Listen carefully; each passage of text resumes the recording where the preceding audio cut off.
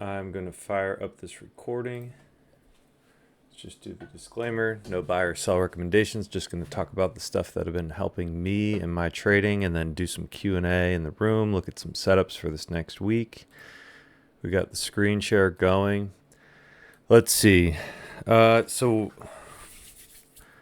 it'll be recorded, so we'll give people get a chance to kind of roll in as they show up.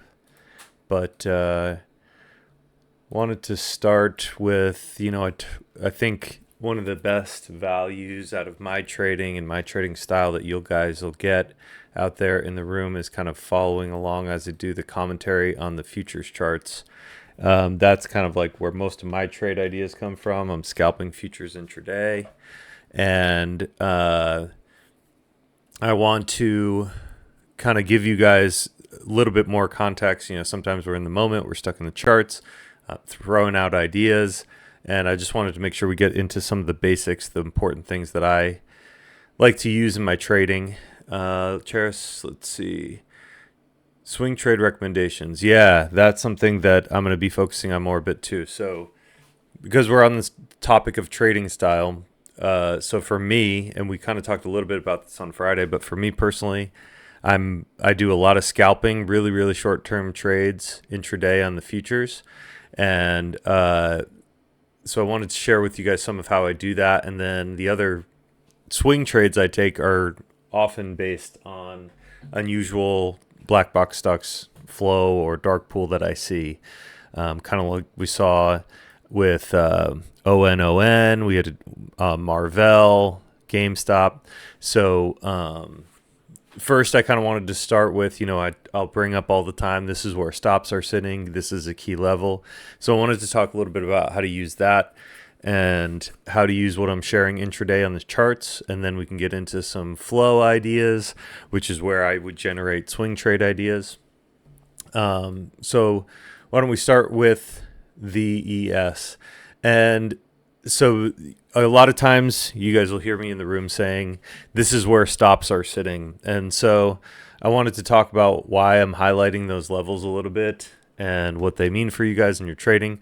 So this is kind of like one of the lessons from ICT, but I just talk about where stops are sitting. If you study his stuff, he explains it in a way called buy and sell side liquidity. So when you're trading futures, if you short, you're selling, and your stop would be a buy stop because you have to buy back what you sold to get out.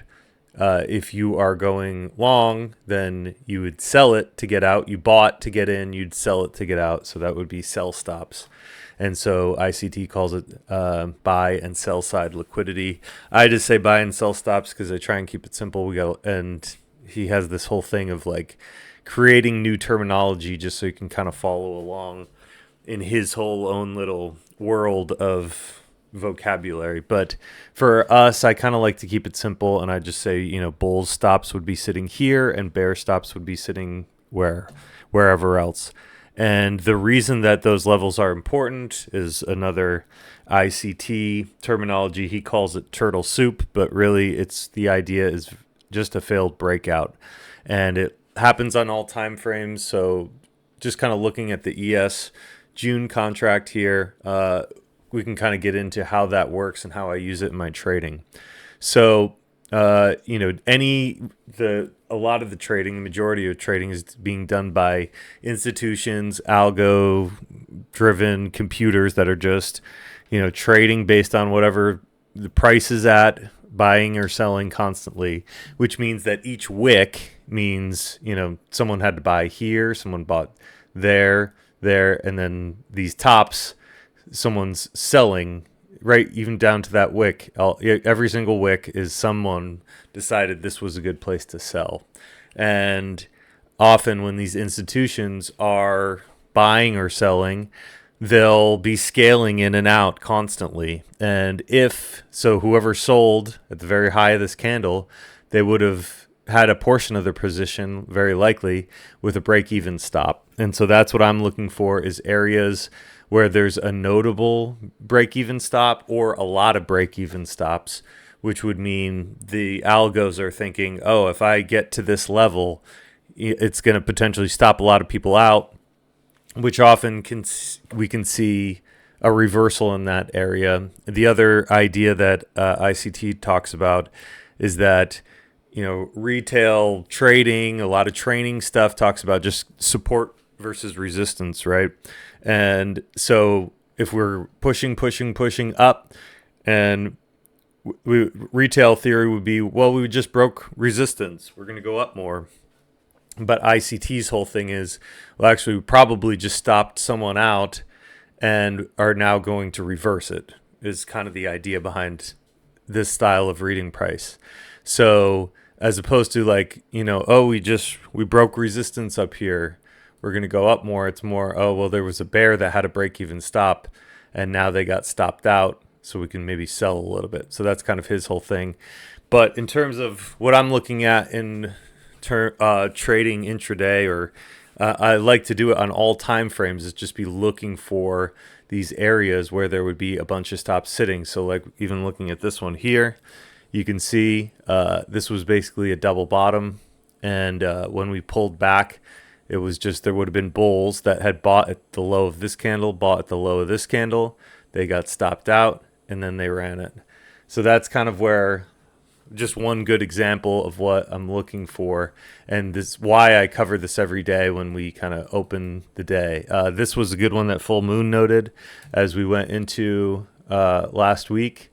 We saw this triple top here, these highs, but you could see here, this is notable. So this would be a bear had a break even stop at this little double top there, and when we ran up this far, they didn't stop out this bear right here.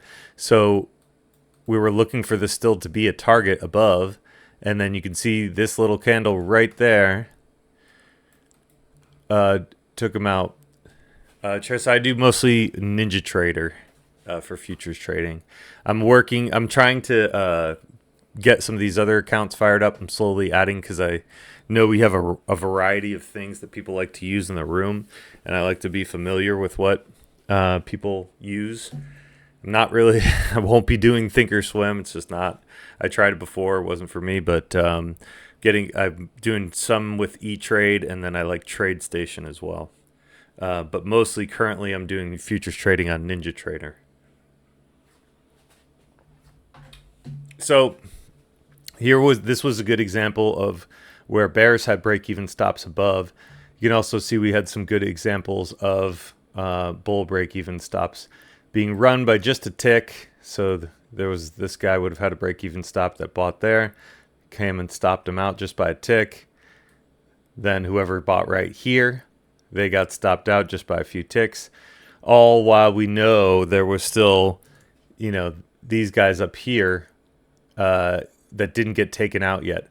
So when this is kind of like what I'll be looking for and highlighting intraday, where I'm saying, we want to watch when this little level gets taken and see, do we have something that powers through, making us think we need more downside?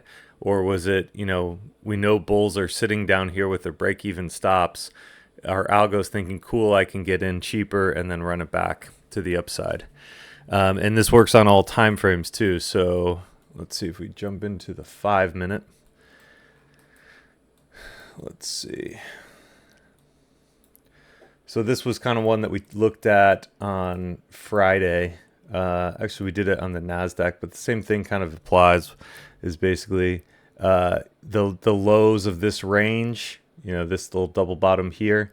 This was still going to be a target to the downside, this little level. So you can see they took it out just by a bit and then bounced it. And then they kind of this remained a key level throughout the day. But once they kind of run those stops, then it becomes, okay, what's the new low? So there'd be probably something here at this point based on, we stopped out these bulls in through here. And another good example would be, whoever bought here and dipping down and press. Is there a way we can prevent getting stopped out? So, no, I mean, it's a good question. I think there's this would be kind of one of the theories from like Mike Bellafiore's books. And it's just kind of like, getting stopped out is part of trading. So it's like you're going to want to use stops, and you're going to get stopped out. That's just the name of the game. It's just having a risk reward so that in the long term that you will be profitable. If you're ending up with losers that are bigger than your winners, it's just not going to be you would you just don't have the potential to be successful in the long term if you need to know what your risk parameters are and your targets and things like that, which I have some stuff I can share with you, Sharon, that just kind of a breakdown, at least kind of simplifying in futures contracts, because that's one of the things I like about futures is like I know exactly the price I got in and how much I'm willing to risk and what the profit target is. So it's like you're looking for Al Brooks will talk about the positive trader's equation, looking for, a 60% chance or better that you have the potential for XYZ profit based on your own risk parameters. I think ATR is definitely a good system as well. I mean, you're kind of, I like to look for measured moves, which is super helpful in the futures contracts. Because, again, they're done by a lot of computers. And so that's kind of like a helpful idea in terms of, ATR, you're getting yourself a good idea of what the range will look like, kind of thing. Let's see. I want to take a look quickly at the trade that we had on Friday, just as another good example. Let's see. So here I originally was looking for this level to be taken here on Friday. Do a replay mode. So it was right around here in the chart. I was thinking, okay, we're bull flagging up here. There's a bunch of bulls would now have stops built out here. So I was thinking kind of this would be the long area. And we ended up seeing after the fact that they came down and took this low. So it was a little bit of a slip. I was looking for the entry around here. They brought it down to stop out this bull. So it was about 10 down further. And then we were looking for this level here as our target, based on the fact that bears had break-even stops up here. So this was a nice one because we just had little ICT, the idea of where our stop's sitting, and then a higher low double bottom as a pattern. This first low, second one, this is the little neckline here, and bounced. So it gave us a nice little run up in that intraday range. But in terms of your question, Sharon, I think there's a lot of other things to be considered on your trade idea. Like if you're scalping futures intraday, if you're looking for a bunch of wicks in a particular area, that'll be where a bunch of stops would be sitting. So you'd be kind of thinking, if anything, I would be thinking, okay, we need to see what happens when they knock out all these bears, because it was potentially just the idea of let's get these guys out and then we'll sell it back down, which we did get a little bit of that on Friday. And then similar thing, you would have this little double bottom here. This becomes a spot where bulls have break-even stops, that kind of thing. So, I mean, I think it depends on your risk parameters, what you're trading. I think ATR, if you're familiar with that, that's definitely a good resource. Let's see. So what else? I think, this is one I'll talk about. I just wanted to get into it in a video because sometimes in the moment it's easy to get kind of distracted and trying to figure out what's what. But this is one, look in the charts for yourself, and you'll be able to see this is just a repeating thing. So this is kind of like the main thing from ICT that I'll use. Be thinking, okay, bulls got break-even stops here. When we come and take that out, is that potentially, we just wanted to stop out some bulls and then reverse it back. So now I'd be looking at this level here based on where we are in current price action. So these guys, this double bottom here and press would be kind of the next, area. What for a pullback, this is what I'd be looking to see if we maybe get a dip buy type setup down here if we get one. I think the other thing that would be helpful, because I do look for that's kind of like the main piece that I take from ICT's trading is just, finding areas where there would be a bunch of stops. The other thing that I'll talk a lot about during the day would be Al Brooks' style of kind of analyzing price. So there's a few different things that I take from Al Brooks that I really like. He uses the 20 EMA, so I always have that with the Bollinger Bands. If you guys want to check out my settings, it's all posted in my mod room. But so Al Brooks has a little bit of a different style where he's basically looking for determining whether or not the market is trending or in a trading range, and kind of breaking things down by bar, and then using the relationship with the 20 moving average to kind of determine where, use it as a kind of, sometimes it'll work as a magnet, support and resistance. And his focus is always all on the 5-minute chart, which you guys will see when I'm trading during the day, that he's pretty much only on the 5-minute chart. Or I use mostly the 5-minute chart, and the reason for that is kind of shorter time frames. You can see more setups, which can lead to over trading and additional losses. And basically, you can see all 5-minute chart setups as they kind of come together. You can see enough setups on the 5-minute chart to be profitable, and you can see once it like this area in through here where we're just chopping, there's a lot of wicks on both sides, that kind of thing. It's like on a 5-minute chart, you can just see how clearly when we get into this range that it's just going to be more difficult trading because we're not going anywhere, versus when you see expanding candles like this, we kind of talked about during the day. It's like he's looking for 5-minute candles that close on their high with almost no wick, and then setting limit orders to buy at the break above that candle with the stop below it. So that's an important one because that really depends on your risk parameters. But looking at this one candle here, this candle itself, that's a 30-point candle on the NASDAQ.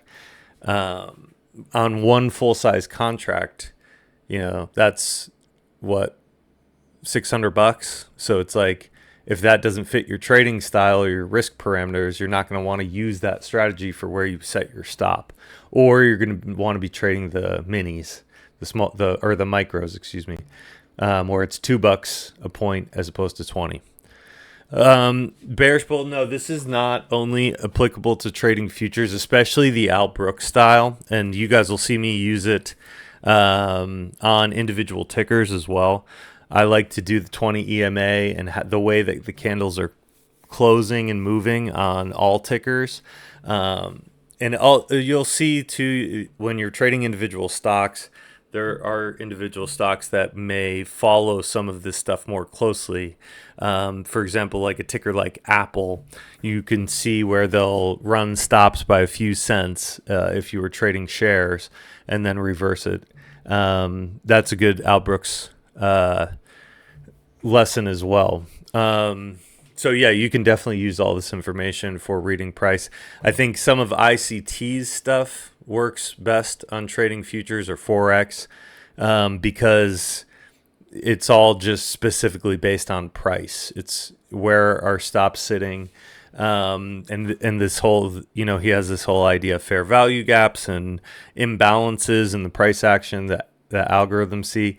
That kind of stuff I think is very much more specific to trading futures. But Al Brooks, in terms of using the EMA, using the types of candles that are coming in, he does a lot of patterns trading. And those are all things that I think apply to individual tickers very well. I mean, he's just really focused on reading price, which it doesn't matter what you're trading.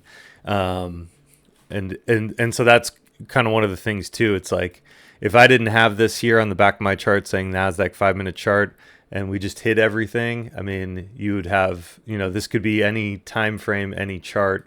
So that's why I like to keep that label on. But what Al Brooks teaches is basically that, you can be using that price action theory of, he's looking for determining if we're in a trending or trading range type of market, which you guys will hear me talk a lot about, because if we're trending, like, we had a nice uptrend to start the day, then you just want to, it's like you can see if you were bearish for the first, stretch of Friday, you only had 2 candles on the 5 minute chart to maybe make a scalp, which just didn't really give any good signals. But, we were waiting on data that came out right here at the top of the hour. So another benefit to kind of hanging out with us there in the room is that we have the data print right off the bat.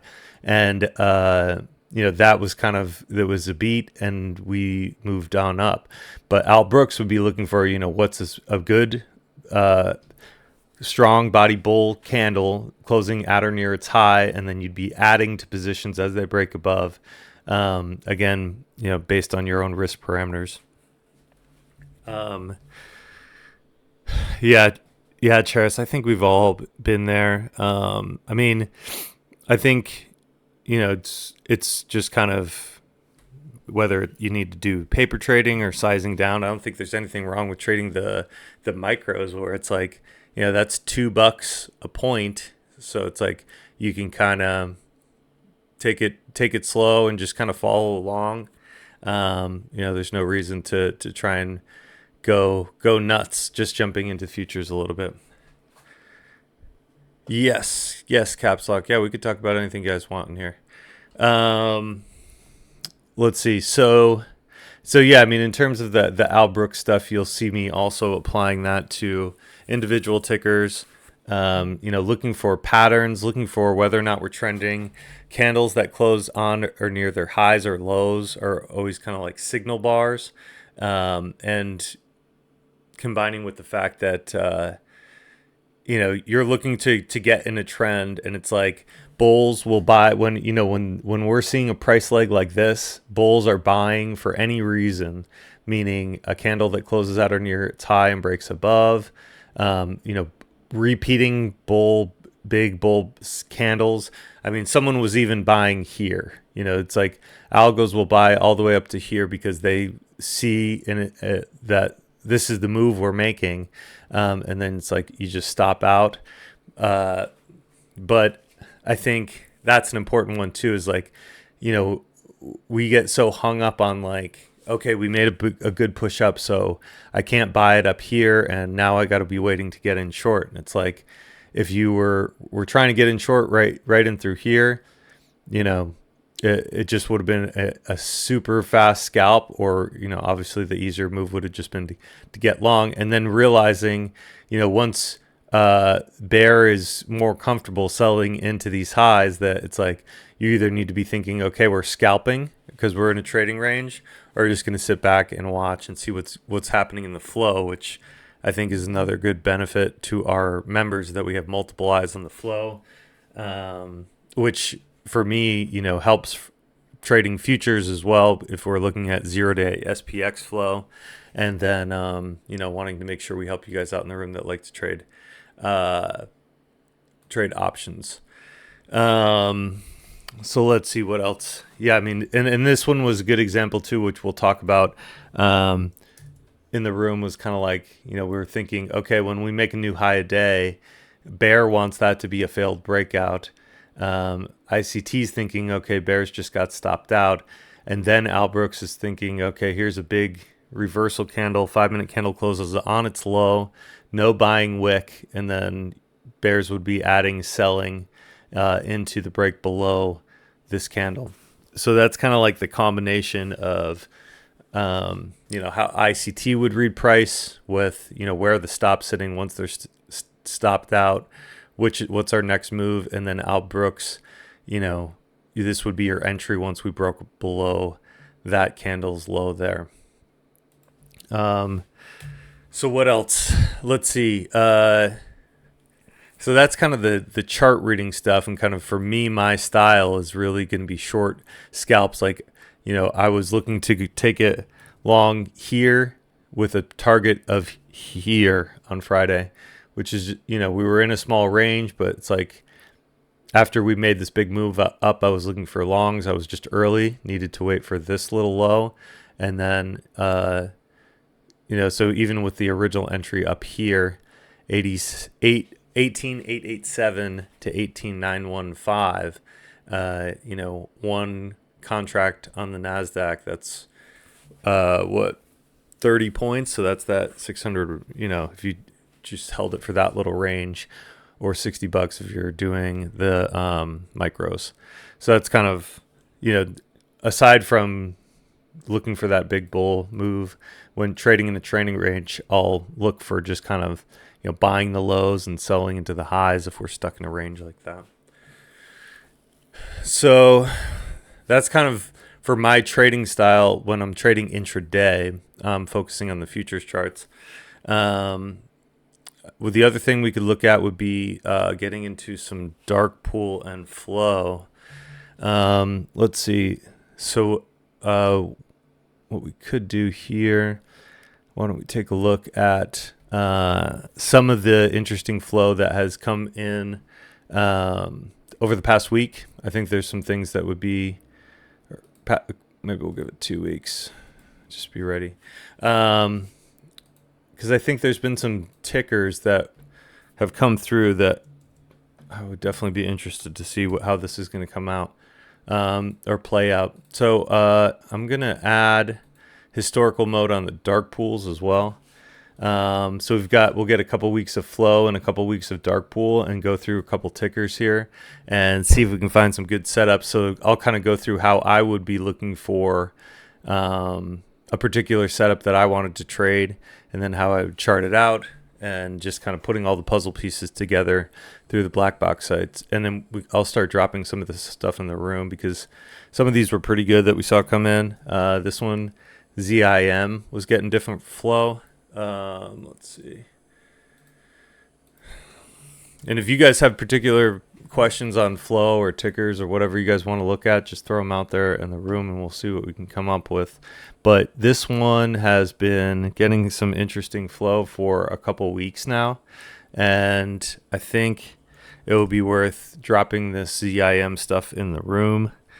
Let's see what else. These 2250s look interesting. So I'm just kind of, this is one I know because I've been reading the flow on it, that it's been good. But if I would do the same thing if I found a ticker I wanted to trade for a different reason. Someone mentioned it, someone else is posting on Twitter, whatever it is.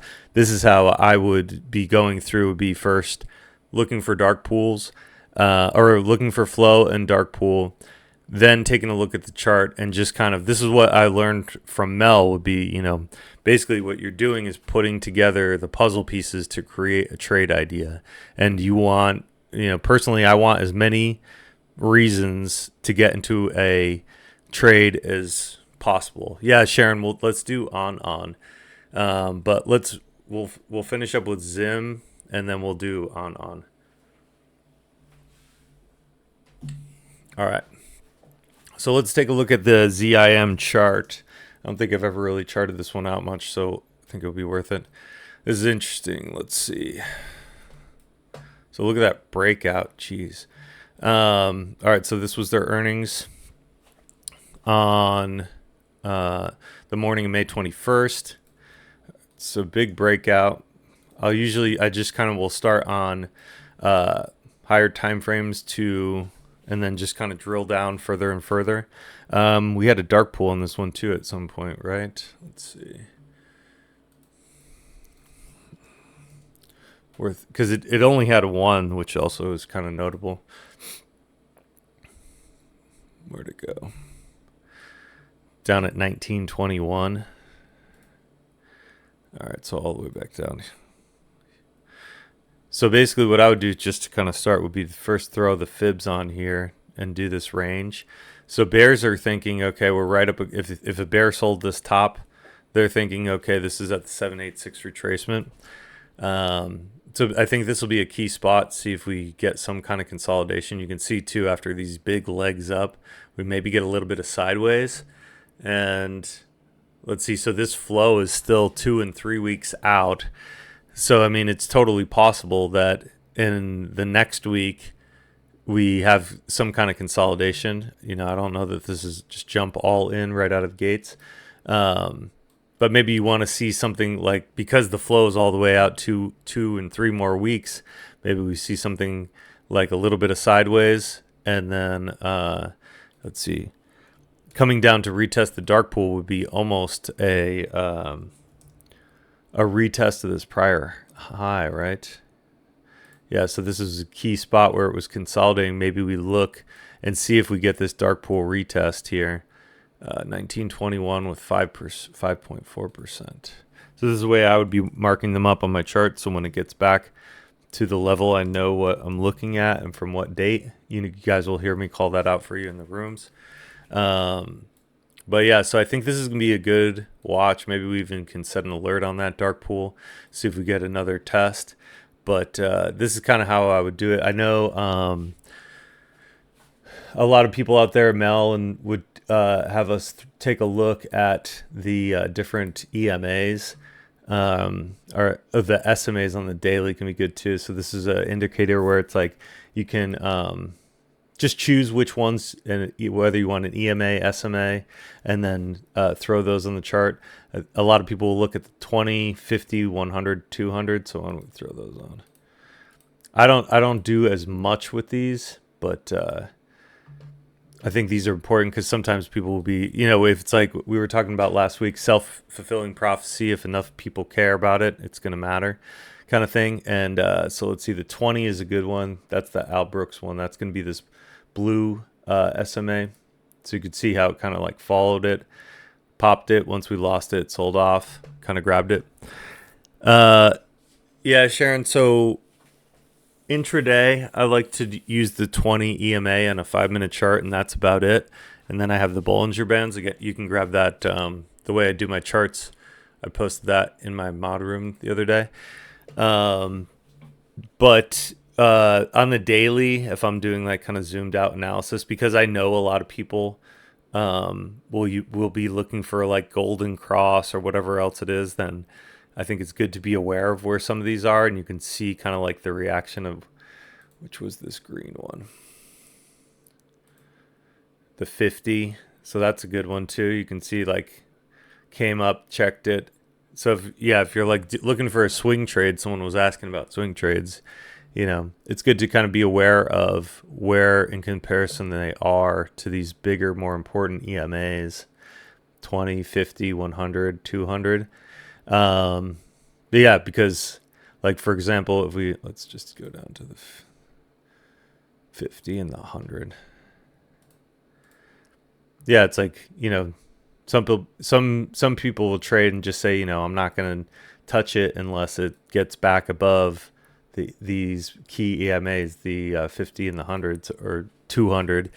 So they'll trade just based on that. But for me, I mean, I'm doing a lot of scalps intraday on futures, so it's like I don't really care where, you know, unless we're sitting right on one of these big ones. But otherwise, mostly futures intraday is the 20 on a 5-minute. But yeah, I mean, I think this one looks good. I think we want to keep an eye on this flow. It's been making a nice move. Let's check out ON. Yeah, because this was just a crazy breakout. You can see, so we'll focus on inside bars, and I'll do the alerts that pop in the room when we get a weekly inside bar, basically just looking for compression and a break. And you can see this big breakout on ON. Let's see. So this level breaking this previous double top high, and then it came back and let's see, pretty close to retest. You know, so there's your double top. I guess this high. So traded. That's another one that Al Brooks and ICT will both talk about. Just kind of a retest of some other area and a big breakout there on ON. Then I think that one was we got interesting flow as well. Um, Before I jump into the flow on ONON, let's just find a quick resource for Sharon's question. Um, yeah, I mean there are definitely differences in terms of simple versus exponential moving averages. I'm not gonna try and break it all down here, but I do want to find you a resource. Let's see. We'll do Investopedia. They have a lot of good stuff. I would check out this one, Sharon. All right, so let's get into the flow. I mean, yeah, I think it'll kind of depend on the stock that you're interested in, and yeah, of course, yeah, it's helpful. It's like different stocks are going to trade and react different ways, so it's helpful to kind of back test a little bit, find something that fits your style. Um, we've been talking and waiting for this big update for trading individual stocks, buying and selling shares, where now the timing for when the cash settles is dropping. So I think that's going to be a big one for this group, because if you have a smaller account, you'll be able to day trade some of those smaller stocks, and we have some people in the room that are pretty good with those. Let's see. All right, so ON we wanted to look at because of this flow. What else we've got on this? Maybe some put writing. Contract price went down on that. They went out to October. Oh, and this had good dark pool too. This 3055 area. Yeah, this definitely worth throwing on the chart. 3055 from May 13th. So way below. I think OMG took a trade on this around that time when that one came in. Let's see. Okay. Actually. Yeah, so that's kind of an interesting one. It's the way they hit this. Let's see. So yeah, May 13th. Right into earnings. And then a nice move up. So yeah, I mean, I think this one looks good. Was there any other interesting flow? Yeah, the 4150s was really good. That was a big put sweep, but it's out to January. What else? January 2026. Oh, here's some good 40s for June.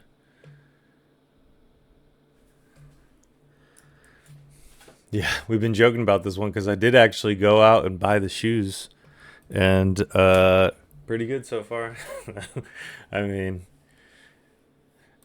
yeah, I can vouch for him. We'll say that. This one already expired. That was a nice one. Let's see. 32's already expired. So yeah, this thing's been getting hit pretty good. And then yeah, so the dark pools as well. Yeah, I mean, pretty good shoes. OMG, I think, got them too. We're investors. What else? So yeah, let's get into, is there anything else interesting here on this chart? So for this one, I would probably just do the fibs on the full range. So kind of like we saw on, what was that, ZIM. So bears who sold this high are looking for this 618 and the 786 above as places where they'd be thinking possible add. There you go. Geez, the wife's on the on train as well. First I was like, I don't know, they're kind of weird looking, but no, they're good. I'm on board. Oh, that's interesting. Let's see. So 3x on next earnings. Huh. Okay, thank you for that. Yeah, so if you're a bear right now, you're looking. All right, are they going to pop this 618 retracement from selling this prior high to this low? And then if we get that move, the next key level for bears would be all the way up at 47.22. Um, so let's see, yeah, 3x previous earnings. So Sharon, I think because we were talking about his flow based on charts and breakouts and breakdowns. Yes, definitely. I mean that's a piece of it. I think again going back to the lesson from Mel on putting together the puzzle pieces. You're trying to find as many things that can get you into a trade as possible. So when you see something that's breaking out and you see the flow to support the breakout, I think you can put some additional weight on it.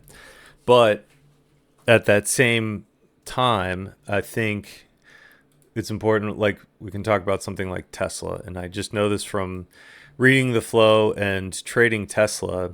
Let's see if we can find a good example of where these would line up. Is what you want to make sure is that you're not getting like repeater bullish Tesla right at the top of the day, which you definitely are going to see, and it's notable. But I think it's also important to, I want to find one where it alerted. Let's see. Had a bunch of, yeah, and see they're going back and forth on some of these alerts too. But let's see if we can. And Tesla gets so much flow, we might have to do one from this day, May 24th. Let's see, repeatable. Yeah, maybe these ones. So the 175s for that day. Let's see if we can find them. It might be tough. There's a lot of flow. 177.50. No. The 180s alert. Yeah, maybe we could do the 180s. All right, so this was all from that day, and it's like you want to be looking because if you jump into like repeater, like, because this is kind of goes back to what we were talking about with the Al Brooks stuff. Repeater bullish Tesla here, it's like you kind of got to wait on that because you're already at the highs. Yes, people are buying for a breakout to go further, but this is also a 0 day on a Friday that, if it goes against you, it's going to go quick. So I think it's important to take into consideration the chart and the flow. Oh yeah, OMG, PDD. We definitely got to look at PDD.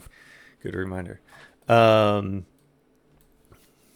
So that's where I want to take into consideration the flow and the chart, as opposed to just like blindly getting in. I mean, we had a good entry on Tesla.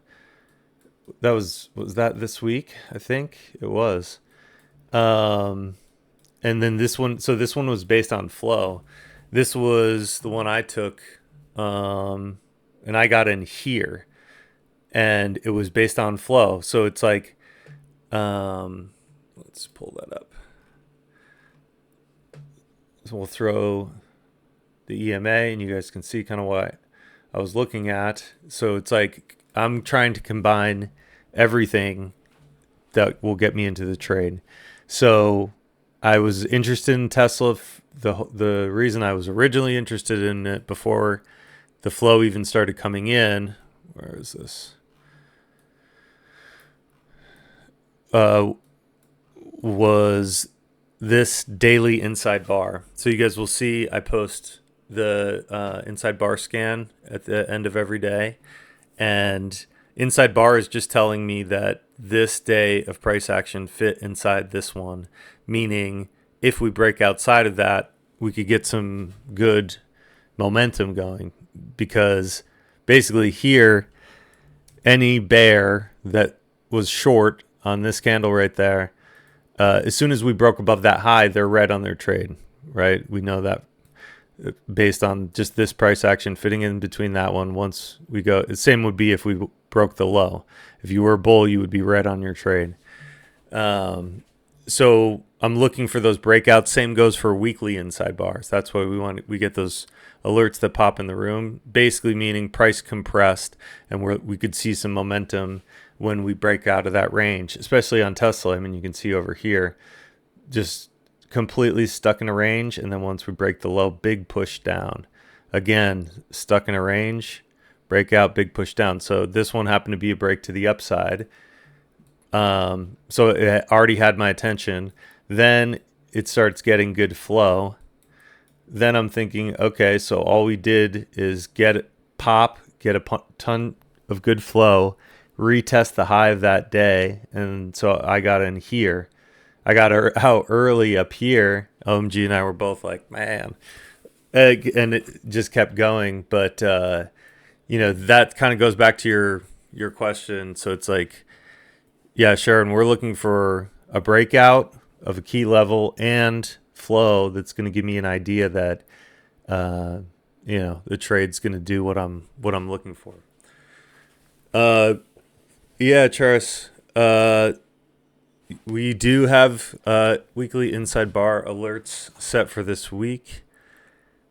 This is weird. All the my usernames are shrunk up on Discord. I'll figure that out later. Let me find this thing for you though. Here.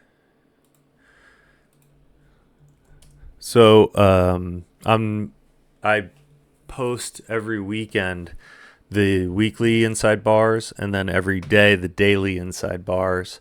The weekly ones I set alerts on all of them that pop here in the room, and then but the daily ones I won't always do the dailies just because there's so many and gets hectic with all these alerts flying around. But I always set alerts on weekly inside bars. Actually, that was the other thing on Tesla was a weekly inside bar going into last week, right? So you can see here on the weekly, we had that alert also popped the day that we got into that trade. So yeah, that's kind of we'll get those alerts that pop in the room, and it'll say, did we break a weekly inside bar above or below? And so that's another, we're looking for that breakout of a key level and the flow to support the trade idea. Let's see. So why don't we do PDD? Yeah, because PDD was just ridiculous. They were writing puts with a lot of money and buying some calls. Let's see. Bullish 65s once. Oh yeah, we had an Alpha Gold out to October. Let's find that one. The October 160s. Might be too much flow to go back. Let's see. October 220. No. Yeah, because if it gets too much flow on here, we can actually. Why don't we just download it so you guys can see how that would look?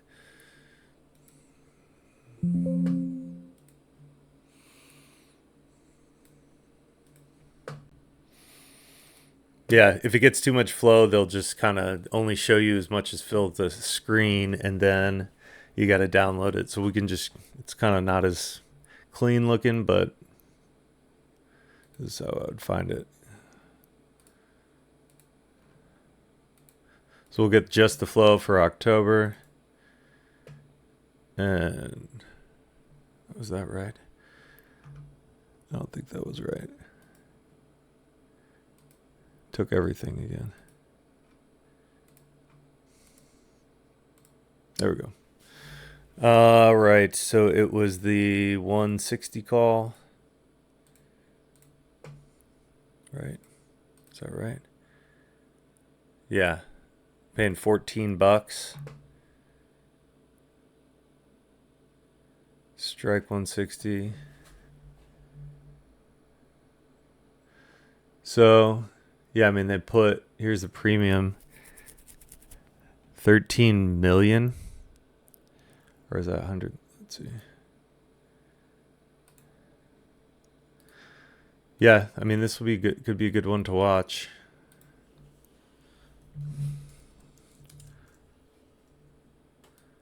I have another sheet that I'm working on that kind of does this all for you, but we'll just add the.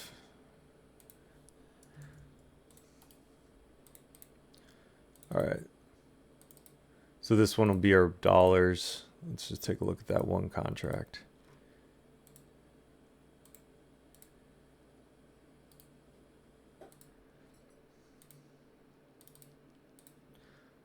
Sorry, I'm kind of getting into the weeds here, but I want you guys to be able to kind of know how to look for this stuff.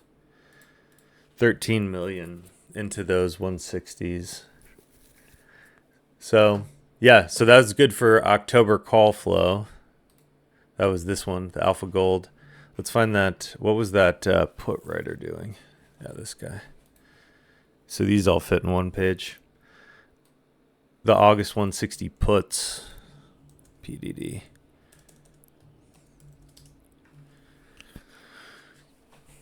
That one I could just fit there. That's a good one to keep an eye on. Good indication that they were writing is reading from the top up, coming in below bid, sweeping with a lot of money. Always want to see that. IV going down, contract price in this column going down. So those are all the good signs that you'd be looking for. And if you were just reading flow, not even looking at the chart, you'd be looking for this kind of thing for a good example of put writing. Let's see if they have any good dark pool. Here's a good one. 12%, 146.21, 140 area. Let's see any other big ones. Here's another bigger one. 138.64, 16%. Let's check out the chart. Yeah, PDD is just the flow and everything on it has been awesome. For more upside, for sure. Baba could be a good one to look at as well. And then they've been loading into Asher dark pool. China could be good. Let's see. So here's another example of inside bars. This is on the monthly.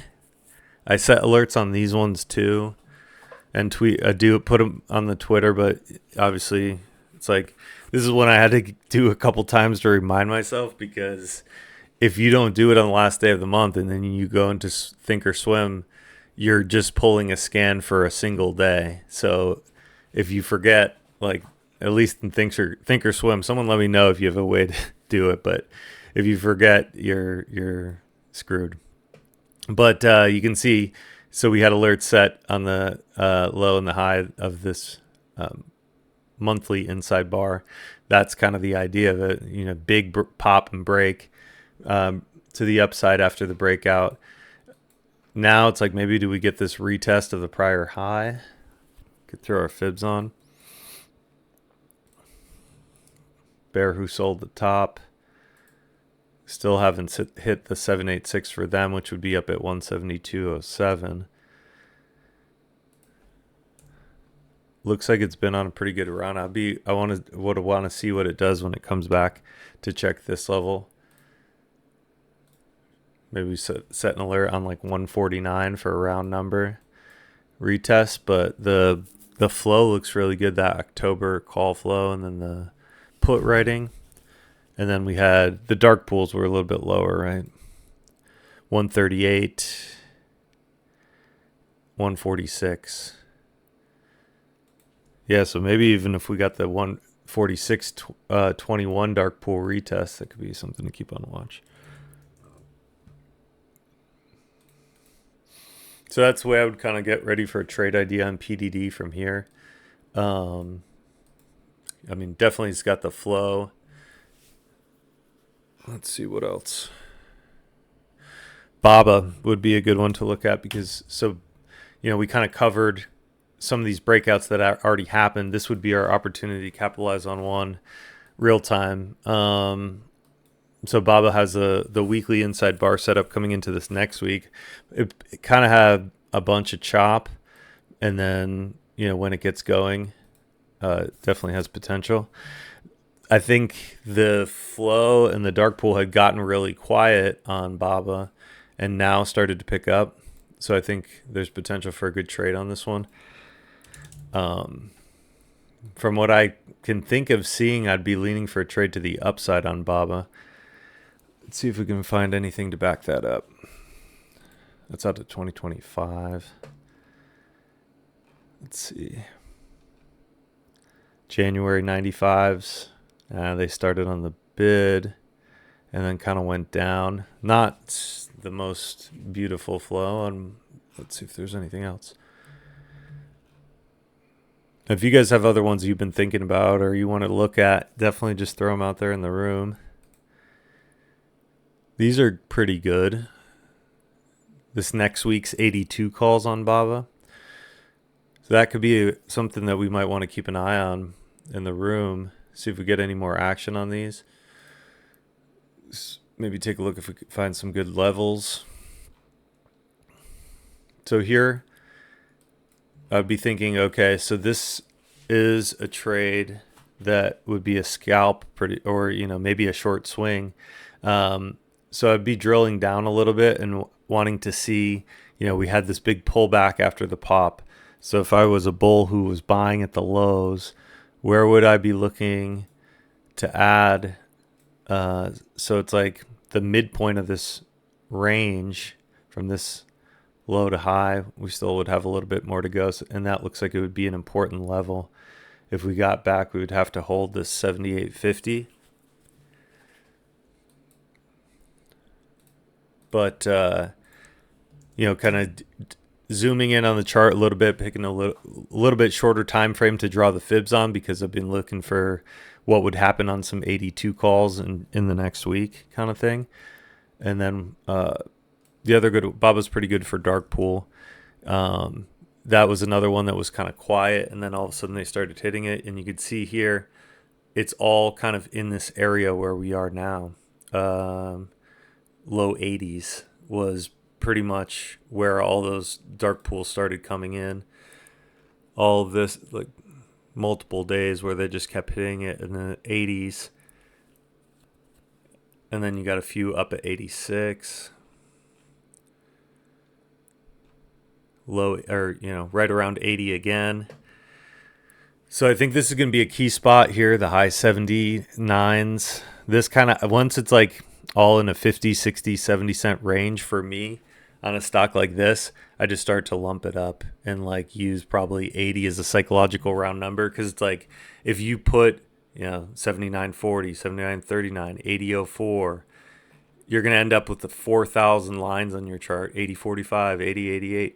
It's like I don't see as much value in trading like that, because if you're looking, if you have lines every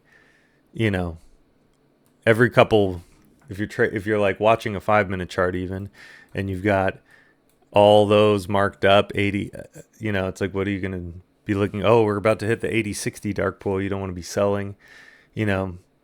I would kind of just group that up into something probably right around 80 on Baba. If we pull back that far, I think that could be a good one. What else? Looked like we got OMG around. You want to jump into anything?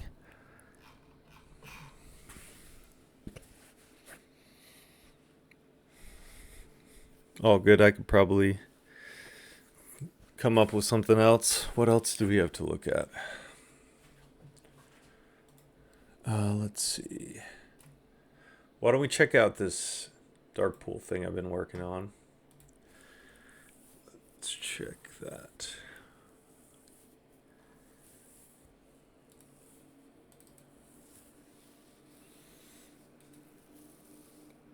All right. And then we'll go back. We'll just run it for Friday.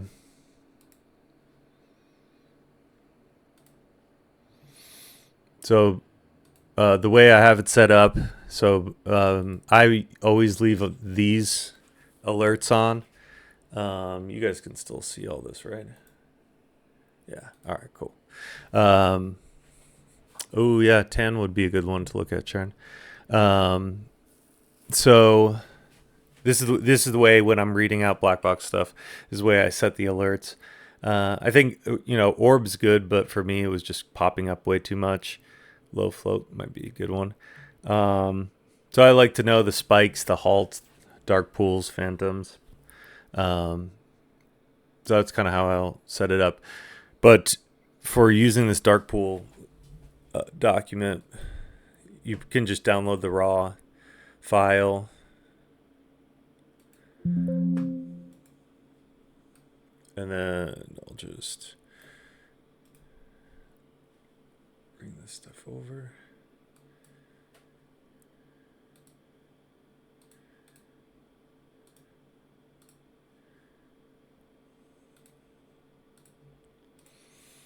So this is the new one I've been working on. New dark pool sheet. So basically it's set up so that you can click over to here. This is where the raw data goes. Just delete what's there. Go back to the black box download. Drop it in. And then you come over to the pivot table. Click data. And then refresh all. So that takes that day's worth of dark pool activity and drops it into this sheet here.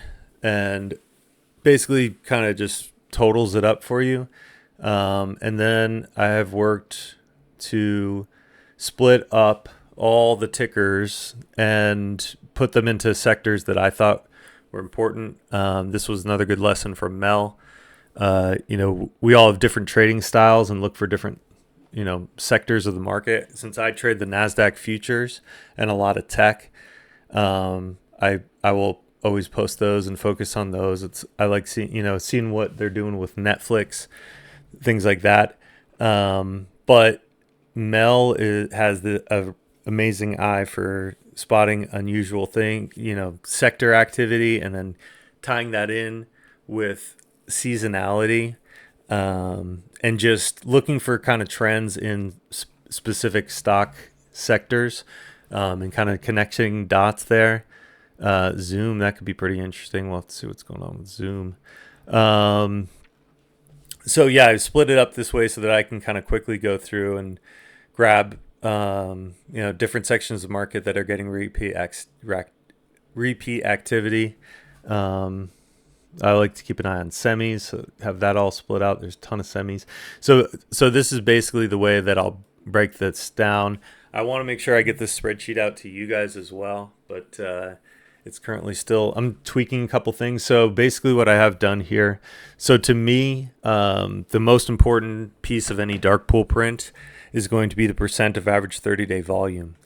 The reason is because it's, depending on how much money you're in your account that you have, it can be easy to lose perspective. Like on some of these tickers where, I could say, here's $1 billion dark pool on SPY. And you'd be thinking, wow, $1 billion, that's a lot of money. But you can see here, 4.5 billion into SPY was only 14% of its average 30-day volume.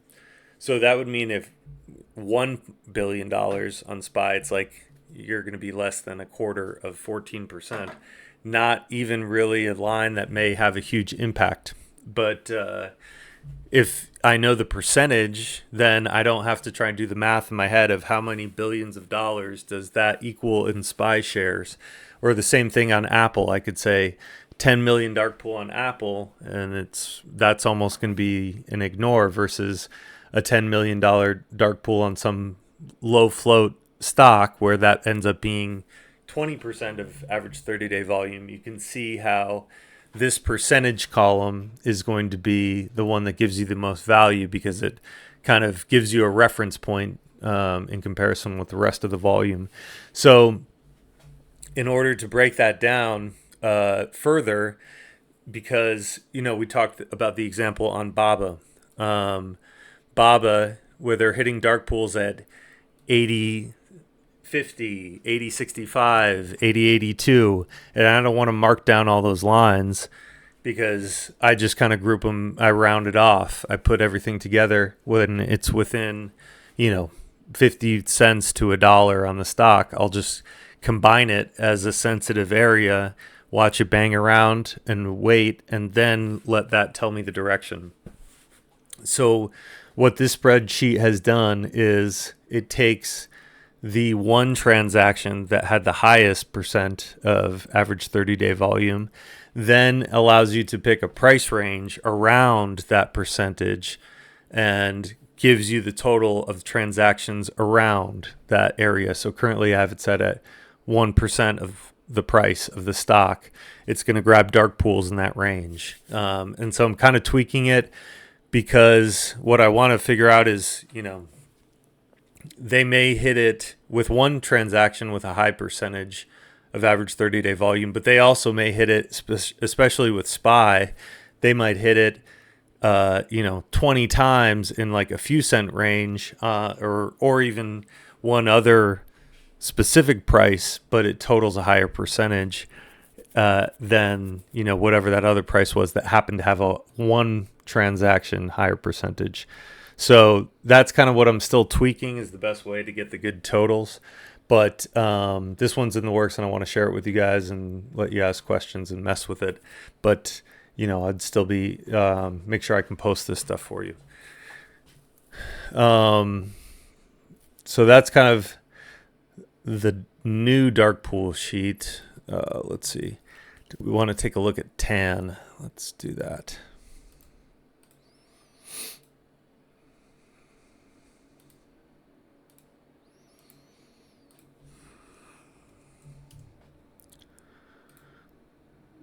All right. Yeah, tan's a good one because it doesn't get a ton of flow. Let's see. These are interesting. Probably worth posting that.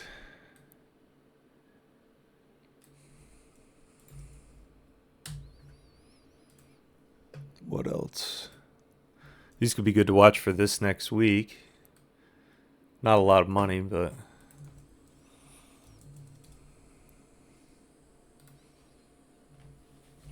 Man, B has been just going nuts on this crypto. So badass. This is interesting, but it started asking them a bid. The 60s. Yeah, bid. I would have rather wanted to see more on the ask. Do we do these? June 40. So there's June 48s and June 46s. The contract price went down on these, not great, but could just have been all buying. And we caught some good moves on that solar stuff too that day. There's a couple days. Oh, that's interesting. Must have had an old dark pool there. They were coming up to check 180% of average 30-day volume, sitting right there. Yeah. So, and this would be a good example too. Like I don't really know how many millions of dollars per day get traded on TAN, but if this said some number of millions, I'd be a little bit more. I'd be thrown off, but knowing it's 100%, 180% of average 30-day volume is pretty important there. And it kind of had this double top. So it'd be interesting to see if we can break out and hold above this big dark pool. But that one looks like a good breakout, good flow. Nice. So what else we have? I think I know that OMG and B are working hard still on the volatility breakout scanner. So that's going to be its own video pretty soon.